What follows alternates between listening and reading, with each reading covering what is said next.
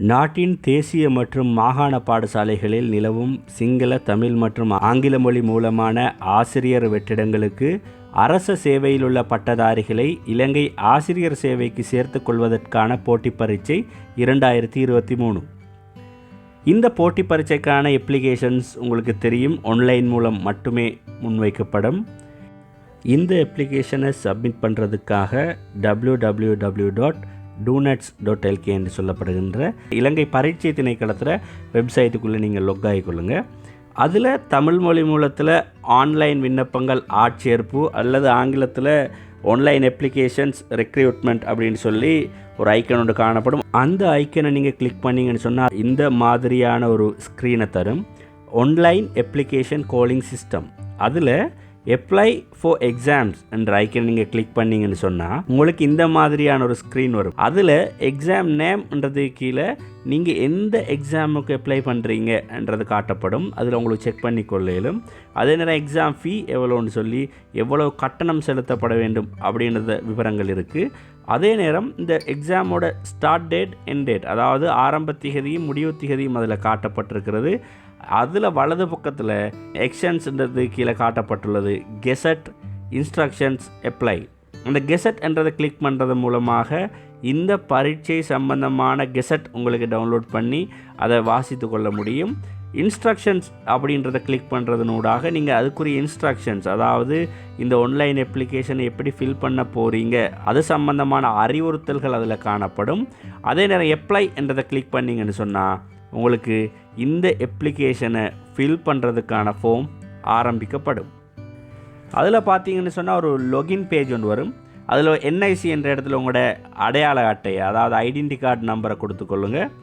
Applicants mobile number என்ற இடத்துல உங்களோட ஃபோன் நம்பர், நீங்கள் பாவிக்கிற பர்சனலாக பாவிக்கிற ஒரு ஃபோன் நம்பர், உங்களோட கையில் இருக்கிற ஒரு ஃபோன் நம்பரை கொடுத்துக்கொள்ளுங்க. இமெயில் அட்ரஸ், உங்களோட இமெயில் அட்ரஸை கொடுத்துக்கொள்ளுங்க. இதெல்லாம் கொடுத்துட்டு I agree with the terms and conditions அப்படின்னு சொல்லியிருக்கும். அதை நீங்கள் டிக் பண்ணிவிட்டு ஐ ஆம் நாட் அ ரோபோட்ன்றதை கிளிக் பண்ணிவிட்டு நெக்ஸ்ட் பட்டனை கிளிக் பண்ணிங்கன்னு சொன்னால் இந்த மாதிரி ஒரு ஸ்க்ரீன் வரும். இந்த ஸ்க்ரீனில் உங்களோட மேலே நீங்கள் கொடுத்த ஐடென்டி நம்பர், ஃபோன் நம்பர், இமெயிலோடு சேர்ந்து உங்களோட ஃபோனுக்கு அல்லது இமெயிலுக்கு அனுப்பப்பட்ட ஓடிபி, அதாவது ஒன் டைம் பாஸ்வேர்டு, அதை டைப் பண்ணுறதுக்கான ஒரு ஸ்பேஸ் காணப்படும். அந்த ஓடிபியை நீங்கள் சரியாக ஃபோன்லேயோ இல்லை உங்களோட இமெயிலையோ பார்த்து நீங்கள் அதை சப்மிட் பண்ணுற நேரம் உங்களோட அப்ளிகேஷன் ஃபார்ம் ஓப்பன் ஆகும். அதில் முதலாவதே பார்த்தீங்கன்னு சொன்னால் மீடியம், டவுன், ஸ்கூல் டைப்ன்ற ஒரு ஸ்லேசிக்கில் முதலாவதே பார்த்தீங்கன்னா மீடியம் ஆஃப் லாங்குவேஜ்னு காட்டப்பட்டிருக்கும். அது உங்களோட பரீட்சை மொழி மூலம் எது என்றதை கேட்டிருக்கு. அதில் நீங்கள் சிங்களம் இல்லை தமிழ் இல்லை ஆங்கிலம் எந்த மொழி மூலம் பரீட்சையை நீங்கள் எழுத விரும்புகிறீங்களோ அதை செலக்ட் பண்ணிக்கொள்ளேலும். அதே நேரம் உங்களோட பரீட்சை நடாத்தப்படும் நகரம் பற்றின விவரம் தான் ரெண்டாவதில் கேட்டிருக்காங்க. அவங்களுக்கு 2 விருப்பத் தெரிவுகள், 2 நகரங்களை கொடுத்துக்கொள்ளேலும். அடுத்ததாக எந்த வகையான ஸ்கூல் டைப் அது உங்களுக்கு தேவைப்படும்ன்றதை பற்றி செலக்ட் பண்ணிக்கிறதுக்கான ஒரு இடம் காணப்படுது. அதில் உங்களுக்கு தேவையான பாடசாலை வகையை தெரிவு செய்து கொள்ளேலும். அதுக்கு பிறகு காப்போத உயர்தரம் மற்றும் 13 வருட கல்வி திட்டத்துக்கு 2 பாட விருப்பத் தெரிவுகளையும், காப்போத சாதாரண தரத்துக்கு 2 பாட விருப்பத் தெரிவுகளையும் உங்களுக்கு தெரிவு செய்து கொள்ள முடியும்.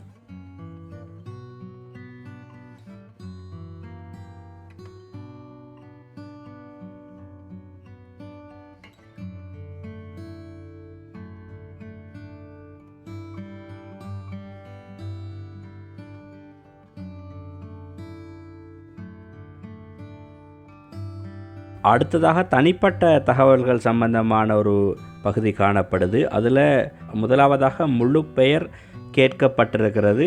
இது ஆங்கில முதலெழுத்துக்களால் நிரப்பப்பட வேண்டும்.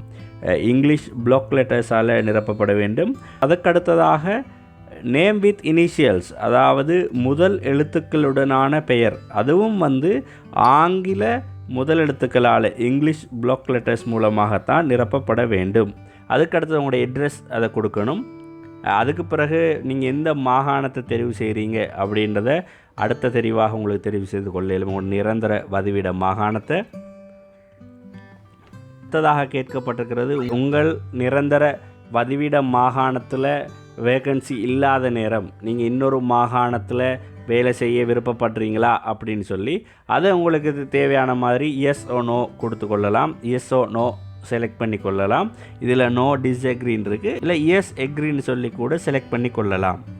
அடுத்தது உங்களோட ஜெண்டரை செலக்ட் பண்ணி கொள்ளுங்கள். அடுத்தது உங்களோட ஃபோன் நம்பர், நிலையான தொலைபேசி இலக்கம் இருந்தால் அதை கொடுத்து கொள்ளலாம். அடுத்தது இமெயில் அட்ரஸ்,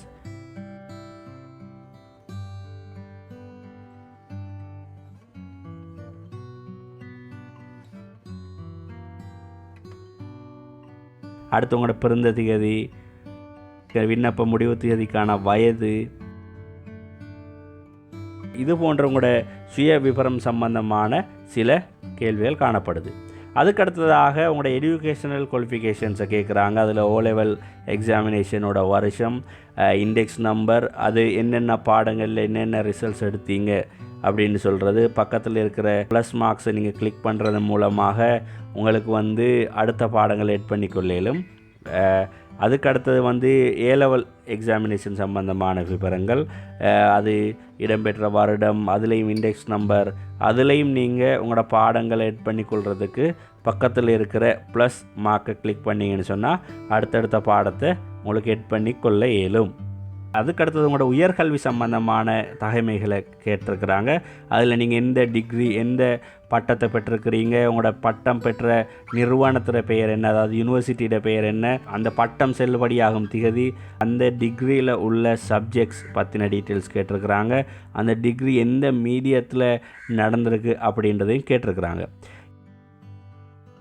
இது எல்லாத்தையும் நீங்கள் சரியான முறையில் ஃபில் பண்ணிவிட்டு சப்மிட் அப்ளிகேஷன்ஸ்ன்னு சொல்லி இடப்பக்கம் இருக்கிற அந்த பட்டனை கிளிக் பண்ணுற நேரம், இடப்பக்கம் இருக்கிற பட்டனை கிளிக் பண்ணுற நேரம் இது மாதிரியான ஒரு ஸ்க்ரீனை தரும். இதில் நீங்கள் கொடுத்த விவரங்கள், இந்த விவரங்கள் இதில் காட்டப்படலை, ஆனாலும் நீங்கள் கொடுத்த விவரங்கள் இந்த விவரங்கள் சரியானவையா என்று சொல்லி, இதெல்லாம் சரியாக இருக்கிறதா என்று சொல்லி உங்களுக்கு ஒரு தடவை செக் பண்ணி கொள்ள இயலும்.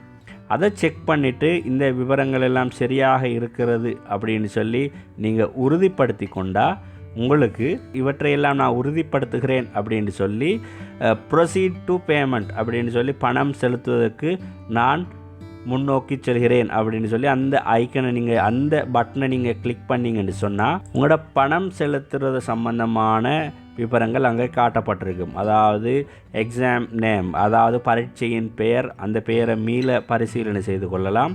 அதே நேரம் அந்த பரீட்சைக்கான கட்டண தொகை காட்டப்பட்டிருக்கிறது, 2700 ரூபாய் அப்படின்னு காட்டப்பட்டிருக்கு. இது உறுதிப்படுத்தி கொண்டது பின் திரும்பவும் அந்த வலது பக்க கீழ் மூலையில் இருக்கிற ப்ரொசீட் டு பேமெண்ட் பட்டனை திரும்பவும் நீங்கள் கிளிக் பண்ணிங்கன்னு சொன்னால் அது உங்களுக்கு இந்த மாதிரியான 3 விஷயங்களை காட்டும். அதாவது பேமெண்ட் மெத்தட்னு சொல்லி பணம் செலுத்துவதற்கான முறைகள். ஒன்று, நீங்கள் விசா கார்டோ மாஸ்டர் கார்டை பயன்படுத்தி பணம் செலுத்தலாம்.